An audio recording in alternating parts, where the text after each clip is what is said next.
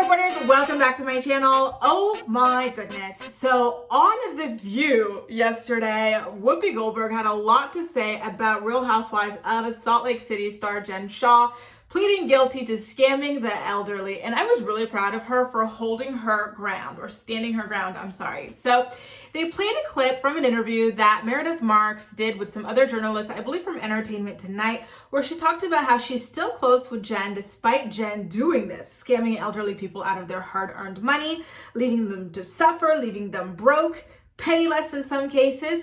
Meredith says that she needs her friends now more than ever. And so after they roll the tape, Whoopi goes, well, you know, those elderly people she scammed, they need some support too, some emotional support.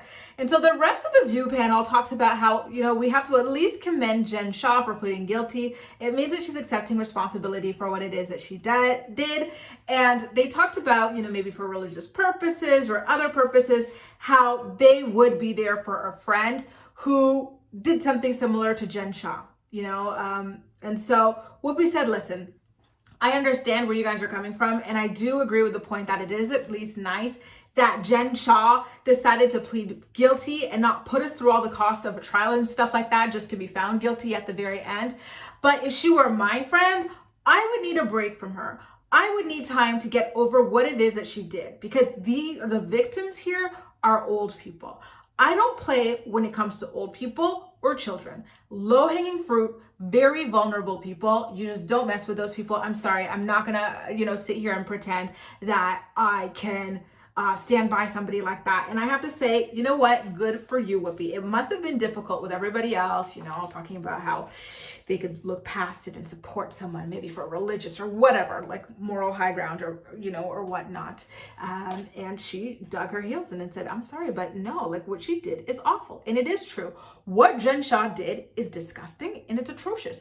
Her victims lost hundreds of thousands of dollars a piece. Some of them, in total, there were millions of dollars stolen from various elderly people who cannot go back to work and make that money back. Yes, Sunny Hostin brought up the fact that there is a victims fund that can help to replenish some of the money that these people lost, but keyword being some, not all of the money. Imagine you bust your ass for over decades, several decades. You pay your taxes, you do everything right, you make your money, you save your money, and then some scammer comes and takes all of that. Now you're living such a rough life. You'll never get 100% of your money back. And, you know, in some of these cases, these elderly people have been forced to take on some part-time jobs or like maybe some jobs in general, work through their retirement because they can't afford to live off of what, you know, to live anymore. They can't afford to live anymore. And some people are not physically able to work or whatever. So now they're living like below the poverty line because of people like Jen Shah. Also that Jen Shah could do what? Flaunt Gucci, flaunt Hermes, flaunt Louis Vuitton, to do it, flaunt Prada. It's just so ridiculous, especially when her husband already had a good job. At first he was a lawyer, and then he decided to kind of relinquish that and go be a full-time coach for football. Like, they had money coming in at the house. She could have done anything, and she chose to steal from elderly people. I'm Team Whoopi on this. As a friend, that's not something I can forgive at all. I don't care if you are feeling alone and if you are feeling this and feeling that and you're feeling despair and blah, blah, blah in prison. You made other people feel like that, if not worse, because now they are old and poor with no money in the freaking bank.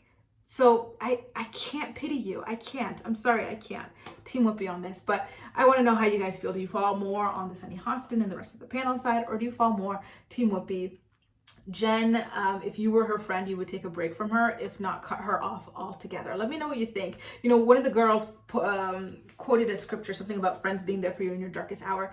I don't interpret the scripture that way. The whole, to me, your darkest hour is things happening to you and you are a victim of them typically, not you doing evil, immoral things to other people and facing the consequences of this. You know, to me, this is not a darkest hour for Jen. Jen's darkest hour would be, I don't know, the racism that she talks about experiencing in Utah, right? Like, this is her being evil, and these are the consequences of her being evil. I don't interpret it that way, but I digress. Let me know what you think in the comments down below. And as usual, we're gonna chat about it. That's all for now. Thank you so much for watching, and I'll see you next time.